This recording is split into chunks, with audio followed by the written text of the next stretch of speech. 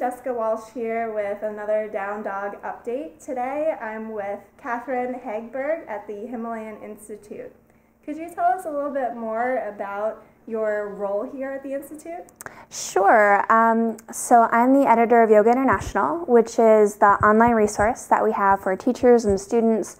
We publish videos and articles and e-courses and lots of great content on a regular daily basis. And I also teach asana classes here, and am actually doing a seminar here for teachers this weekend. Yes, that's what I came to take. I'm really looking forward to it. We should learn some really great stuff.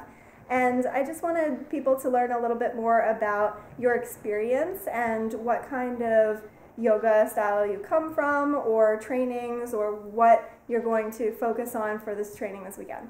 Definitely. So I started teaching yoga when I was in college. Basically, I did these Yoga Fit trainings that my college offered, and I liked them, but I knew I wanted to go a little further, a little deeper. So I started studying a lot of Anusara. And in the middle of registering for an Anusara training, I met my teacher, Karina Mirsky, who's on faculty here at the Himalayan Institute, and I did a 200-hour training with her instead. And that was wonderful. I learned so much about this tradition and decided that I wanted to come and live here at the Himalayan Institute. So I did, and I did the 500-hour training here. And I also completed my Anusara training while I was here. I did actually some of that here, and then completed when I moved to Portland, Oregon about 3 years ago.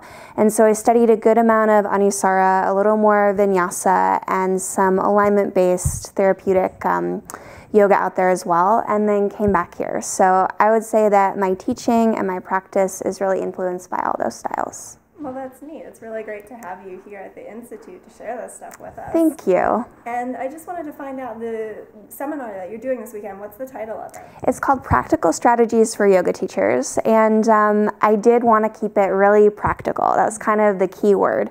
So we're going to look at sequencing a class, like what are some tips and strategies for sequencing. We're going to look at languaging, how can you best communicate really clearly and effectively with students.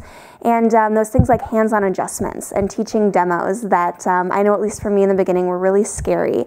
And really writing a class theme and putting it all together and seeing how we can get really confident in those skills.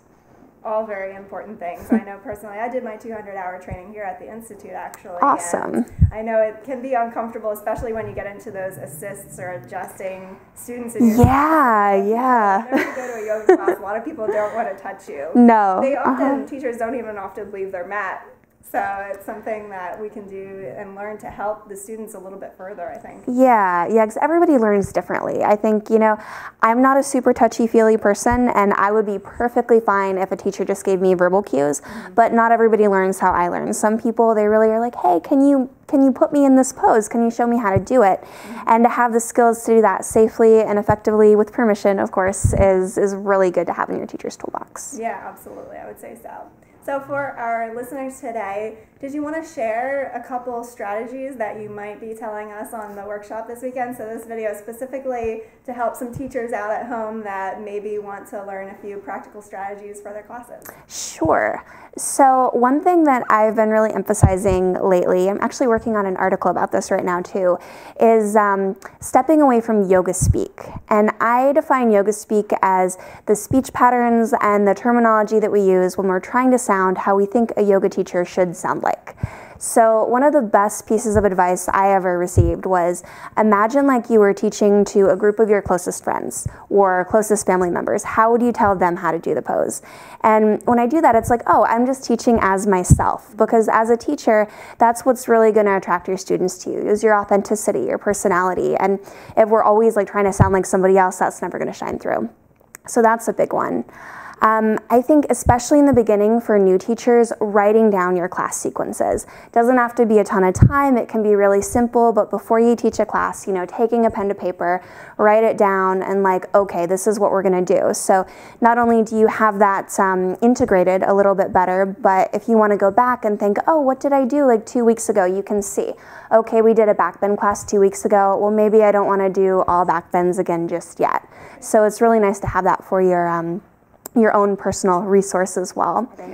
The other thing is just keep it simple. I think a lot of times as teachers, we think that we need to have these really elaborate themes and these expansive apex poses and just like this huge ordeal for every class. And that can certainly be beneficial, it can be helpful, it can be fun, but it's also really easy to get burned out when you're teaching that way. So if you just think, okay, how can I prepare these people to experience yoga? You know, how can I help them to get a little taste of what these poses are and hopefully feel a little bit more grounded, a little bit more calm, and a little bit more at peace with themselves when they leave? Then you're doing a great job. It can be super simple. It can be super basic. You don't have to reinvent the wheel, but just teach confidently and clearly as yourself.